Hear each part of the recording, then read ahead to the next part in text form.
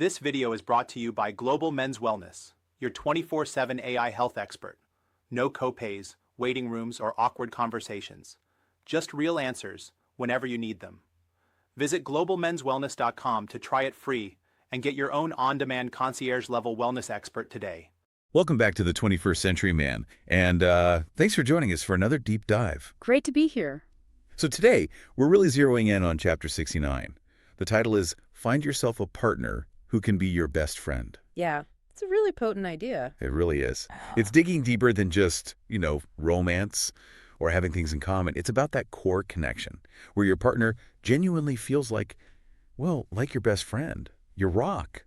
Exactly. So our mission today is basically to unpack the insights from this chapter. See how we can actually cultivate that deep feeling, that sense of coming home in our relationships. So think about this for a second. What if the real key, the secret sauce to your relationship that lasts and is genuinely fulfilling, isn't just that initial spark or a checklist of shared hobbies? Right. What if it's something like deeper, a fundamental alignment of who you both are personality-wise that creates this undeniable peace, that feeling of, okay, I'm home. That feeling you're describing, that sense of peace, of belonging, that's precisely what Chapter 69 gets into. It introduces this really powerful and honestly often overlooked idea, temperament theory. Temperament theory. Okay. Yeah, and look, this isn't some new trendy thing. As we'll see, it's got really deep historical roots. We're talking ancient Greece kind of roots. Wow. But it's still incredibly relevant today. It's like a psychological blueprint almost. Helps you understand yourself, sure, but also what makes other people tick, why certain relationship dynamics play out the way they do, gives you much more clarity. That sounds incredibly useful. And before we really dive in, I just have to say the whole book, The 21st Century Man, it's just packed with practical wisdom, real actionable stuff. It really is well put together. And Chapter 69 is a perfect example. It's clear, concise, and the insights, they can genuinely shift how you look at relationships. It's also worth mentioning Nancy Faust. She's got an MSW and MPH. She was a medical writer for this chapter. Right, which speaks to the quality and the depths here. Exactly. So if anything we talk about today really resonates with you, I seriously encourage you, grab the full book. It gives you the whole picture, a much more comprehensive understanding than we can cover just here. It really helps you integrate these ideas. Definitely worth the read. Okay, so let's kick things off by looking at the relational landscape, because let's face it, relationships are complicated. Oh, absolutely. They're messy, they're a journey, right? And finding someone who's truly compatible, that often takes way more than just, that initial attraction. There are pitfalls, complexities. It's a learning process. It really is. And the chapter actually starts with this great story, this anecdote about a guy named Robbie. It perfectly illustrates these challenges. Robbie. Yep. Yeah. So Robbie had just been through a pretty tough divorce, a difficult time. And initially, he'd been super attracted to his ex-wife, Amber, like magnetically drawn to her spontaneity, her love for adventure. You know how that initial thrill can be? Oh, yeah, totally intoxicating. Especially if you're maybe a bit more... Grounded. Yeah, grounded. Exactly. But, as time went on, that very spontaneity that drew him, it started to wear on him. The chapter says Robbie found he had less and less tolerance for what he started seeing as Amber's creative lifestyle. Creative lifestyle. That's a nice way of putting it. Right. Her sort of casual approach to things, what he saw as irresponsibility, her frequent trips. It all became, the chapter says, inconvenient, especially with his own career really taking off, needing that focus. Robbie's described as fundamentally grounded, practical, very hardworking. Structure was his thing. Which is funny because that structure was exactly what Amber liked about him at first, wasn't it? That's the irony. The chapter says his love of order, his routine, it was like a haven for her initially. Yeah. A safe harbor from her own maybe chaotic energy. Exactly. But it shows that classic relationship dynamic, doesn't it? What starts as appealing stability can over time start to feel, boring, humdrum, even suffocating. Yeah, the old paradox. The things that attract you can end up being the things that drive you nuts. Precisely. And, they did try. They went to marriage counseling. Yeah. Which is a big step, a brave step. Definitely. But even with that professional help, it just became crystal clear that bridging their differences, their really fundamental differences in how they approach life, it was going to take more time and emotional energy than either of them had. Wow. Yeah, so it wasn't about lack of effort necessarily. It was just recognizing this huge temperamental gap. The chapter notes that Amber eventually found someone else whose personality clicked better with hers, and she moved on. And the separation itself. Well, fortunately, the chapter points out they didn't have kids, which made the whole separation, the divorce, significantly cleaner, less brutal than it often is when kids are involved. So it was maybe a bit less messy. Okay, so there's Robbie, left picking up the pieces. Yeah. How does he start healing? What happens next for him? Well, the chapter details how he really focused. He threw himself into his work, that structure he craved, found purpose there, and he hit the gym hard every night on his way home. Like discipline, routine. Exactly. Those routines helped him start the emotional healing process. And then about 14 months later, he's at a conference, a work thing, fitting for him, and he bumps into an old friend. Serendipity. Totally. Yeah. And the chapter says they just hit it off immediately, and while they're talking, it clicks for him. He has this realization, this could be the one? Just like that? Pretty much. The connection felt that strong, that immediate. He suggested coffee. And get this, the chapter adds this crucial detail. He figured out her temperament. Bingo. A match across the board. Bingo. That's it, isn't it? That's the core message right there. Absolutely. The chapter really emphasizes this feeling Robbie had with this new partner. It says, being with her felt like coming home. That phrase. Yeah. It's so powerful. It really resonates. It speaks to that deep sense of peace, just belonging. Even she wasn't, as wildly exciting as Amber had been. He felt this deep sense of peace, a rightness to the relationship. That peace, that rightness, that coming home feeling, that's the absolute heart of it. It's what so many of us are looking for, maybe without even realizing it. Not just excitement, but deep, harmonious compatibility. And Robbie's story just sets it up perfectly, shows the problem so clearly. How do we get past that initial, maybe misleading attraction? How do we avoid those draining conflicts over fundamental stuff and actually build a partnership that feels peaceful, that feels right, like Robbie found? Exactly. How do we find someone whose basic operating system, aligns with or complements ours in a way that feels good long-term? Which leads us perfectly into temperament theory itself.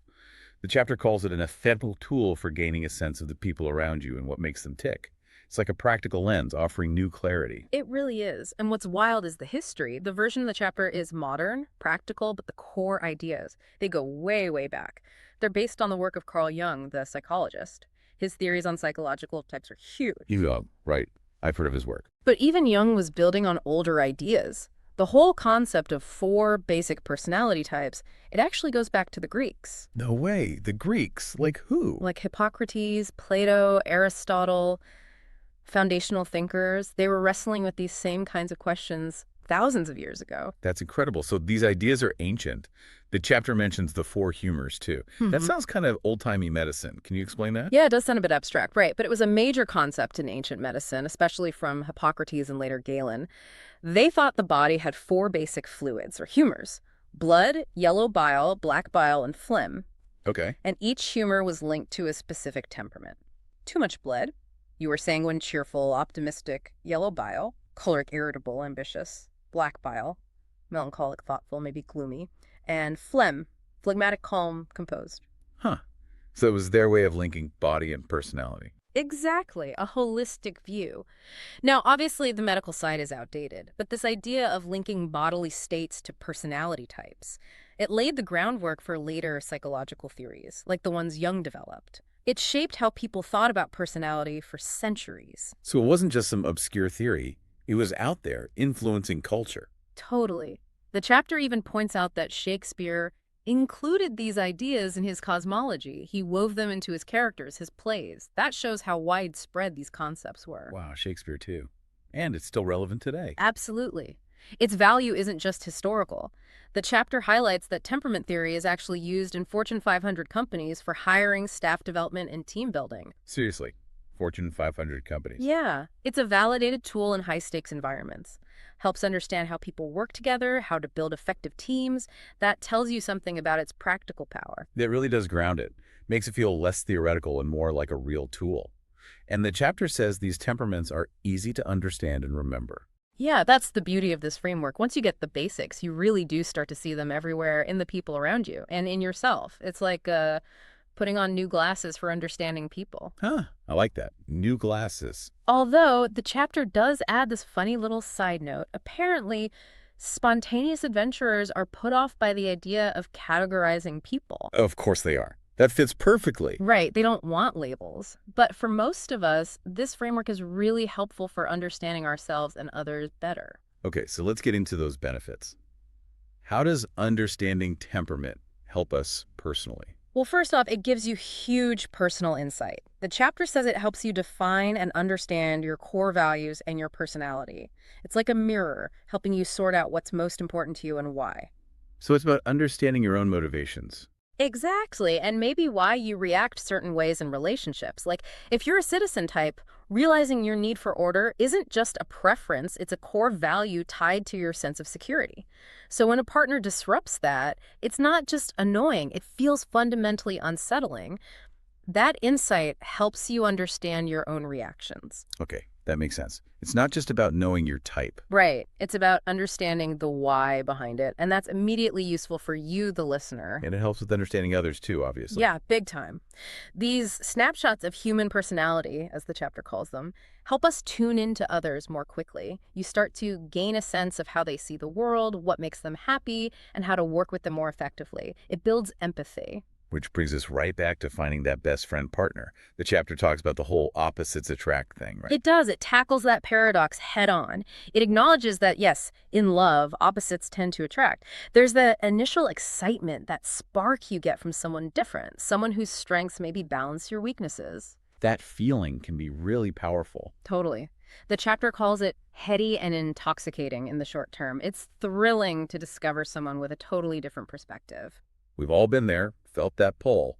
But the chapter warns about the long haul, doesn't it? It does. And this is crucial. It points out that for the long term, living with someone very different from you can be wearing or even exhausting. Yeah, that initial excitement can fade. Right, because your fundamental ways of operating, your core values, how you handle stress, they might just be too different. That citizen needing order versus the free spirit thriving on impulse, that creates real friction day to day. So it's not impossible, but it takes work. A lot of work. The chapter says partnering with someone of a different temperament means really committing to the relationship in order to bridge the gaps in how you see things, which, again, circles right back to Robbie and Amber. The energy needed to bridge their gap was just too much. It shows that attraction is one thing, but commitment to understanding and bridging those temperamental divides is what fuels long-term peace. Okay, so understanding these four temperaments is absolutely essential then. Let's really break them down. But first, the chapter mentions something important about not fitting neatly into one box. Right, exactly. It clarifies that most people tend to be a combination of two temperaments, or sometimes three. And it even says some highly evolved souls have all the bases covered. Huh. Highly evolved souls. Okay. So yeah, it's not about rigid labels. It's more about identifying your dominant tendencies, your primary and maybe secondary styles. It's a spectrum. Got it. So let's unpack number one, the citizen traditionalist worker. Who are these folks? These are basically the doers of the world. The chapter really emphasizes their need for order. They're organized, focused, hardworking, punctual. For them, order is the highest value because it provides harmony and stability. They're very aware of how easily order can be lost. Structure and reliability are key for them. Absolutely. That's where they find security. And they're very common. The data suggests they make up more than 40% of the U.S. population. Wow, nearly half. Yeah, and you see them everywhere, managers, administrators, in government, business, industry, roles that need structure. And get this, more than 85% of leadership in the corporate world reportedly has this temperament. That makes sense. And gender-wise. Pretty balanced. About 8% fewer men than women identify this way. Okay. And the traits list really paints a picture. Organized, factual, dependable, logical, orderly, punctual, reliable. Goes on and on. Practical, realistic, traditional, loyal, responsible, decisive. Mm-hmm. Looking back at Robbie, grounded, practical, hardworking, career-focused, needing routine. He sounds like a classic citizen, doesn't he? Textbook case. His need for a stable environment, his discomfort with Amber's creative lifestyle, it all fits. For a citizen, love often looks like providing stability, being reliable, acts of service. They can struggle with inconsistency because it disrupts that core need for order. They're challenged. Yeah. Maybe becoming too rigid. Okay. Next up, the free spirit adventurer sensualist. Sounds like the total opposite. Pretty much. A total contrast. These are the people who live in the moment. Spontaneous, adaptable, really attuned to the pleasure of experience. The chapter says they bring life to any party. The fun ones? Yeah. Athletes, entertainers, rock stars maybe, but also people who thrive in action, firefighters, paramedics, pilots, entrepreneurs, sales reps. They're described as inventive, pragmatic in a crisis, self-reliant. Their core drive is freedom, immediate experience, avoiding boredom. And how common are they? About 1/3 of the population, so still quite a few. And the chapter notes 15% more men identify as free spirit. Interesting. And their traits: independent, creative, skillful, adaptable, energetic, outgoing, easygoing, adventurous, spontaneous, charismatic, impulsive, fun-loving, playful. This screams Amber, Robbie's ex. Absolutely. Her spontaneity and love of adventure, her casual approach, the frequent flyers, it's all there. And it highlights that fundamental clash. Her way of feeling alive was totally disruptive to his need for order. For her, it wasn't irresponsibility, it was living fully. Yeah, you can see how that initial attraction soured. He needed stability, she needed excitement. Exactly. A free spirit shows love through shared fun, adventure, giving space. They can feel trapped by too much rigidity or planning. Their challenge, maybe follow through or avoiding tough conversations because they prefer to just move past discomfort. Okay, temperament 3. Strategic thinker, researcher, visionary. Sounds intellectual. Very much so. For these folks, the world of ideas is the realm. They are analytical, rational, focused, inventive thinkers. Their biggest satisfaction comes from the life of the intellect, understanding complex things, finding patterns. They value logic, competence, knowledge. And prevalence, roles. Less common, about 10% of Americans, and found about twice as frequently among men. Think writers, certain entrepreneurs, the idea-driven ones, analysts, engineers, professors, researchers, scientists, people building complex systems or theories. Makes sense. And their traits: Analytical, knowledgeable, theoretical, objective, intellectual, competitive, focused, strategic, inventive, competent, complex. Lifestyle-wise, independent, decisive, pragmatic, inquisitive, intelligent, rational, often reserved, truthful, maybe perfectionistic. reserved. So maybe they struggle with expressing emotion. Sometimes perceived that way. It's not necessarily lack of feeling, but their primary mode is cognitive. Their quietness might just be deep processing. They often show love through intellectual connection, solving problems, valuing competence in a partner. They might clash with highly emotional approaches, seeking logic, their challenge, appearing detached or struggling to connect emotionally. Fascinating. Okay, last one. Nurturer, humanist, devotee. Sounds like the compassionate type. That's a great description. They are the helpers of the world who serve humanity, often drawn to spirituality or religion, focused on others' well-being. They're imaginative, intuitive, idealistic. The chapter highlights that for them, fairness is the highest value. Fairness. That's a powerful driver. It really is. It shapes their ethics, their actions. They seek harmony, authenticity. Prevalence is similar to strategic thinkers, a little more than 10% of Americans, and about twice as many women identify as nurturers. And roles. You find them as nurses, teachers, psychologists, social workers, ministers, priests, gurus, roles focused on support, healing, connection. The chapter also notes just factually that they tend to be found in greater numbers on the liberal side of the spectrum, likely tied to that core value of fairness and progressive ideals. Again, just an observation reported in the source. Got it. And traits: humanistic, fair-minded, conscientious, empathic, nurturing, creative, devotional, persuasive, harmonious, lifestyle, compassionate, open, idealistic, altruistic, insightful, imaginative, intuitive, introspective, authentic, verbal. The heart-centered folks. Exactly. They thrive on connection, understanding, healing. They show love through deep empathy, emotional support, care. They crave soul connection. They can struggle with partners who seem emotionally distant or overly critical because they value authenticity and harmony so much. Their challenge, maybe being overly sensitive, sacrificing their own needs, or avoiding conflict to keep the peace. Wow, okay. That's a really clear breakdown of the 4 types, and the chapter has that exercise, temperament at a glance. Yeah, it's great. It basically says, put a check by all the qualities that describe your personality, work style, and lifestyle. Then do the same for your partner, your children, or extended family. Such a practical way to start applying this to your own life. Absolutely. It makes it real. But again, remember the caveat the chapter includes: tremendous variability due to genetics. People in the same family can be surprisingly different. So these are tools for understanding, not rigid boxes. You might be a blend, like a nurturer with a strong citizen side who values both compassion and traditional family routines. Recognizing the blend is key. Right, it's about dominant tendencies. So, bringing this all back home, pun intended, how does understanding all this, as Nancy Fass lays it out, help us cultivate that best friend partnership? Well, it starts with self-awareness, right? The theory is a tool you use to get greater clarity in your own life, understanding your own needs, values, triggers. But then it's incredibly powerful for understanding others. It helps us better understand the people we care about and how to best interact with them by becoming attuned to their values, biases, and personal goals. So it shifts things from, why are they doing that annoying thing, to, okay, what underlying need or value is driving that behavior? Precisely. It depersonalizes conflict. You realize it's often not a personal attack, but a clash of fundamental temperament-driven styles. So finding a best friend partner isn't about finding your identical twin. Not at all. It's about finding someone whose temperament complements yours in a way that leads to that peace and rightness Robbie felt.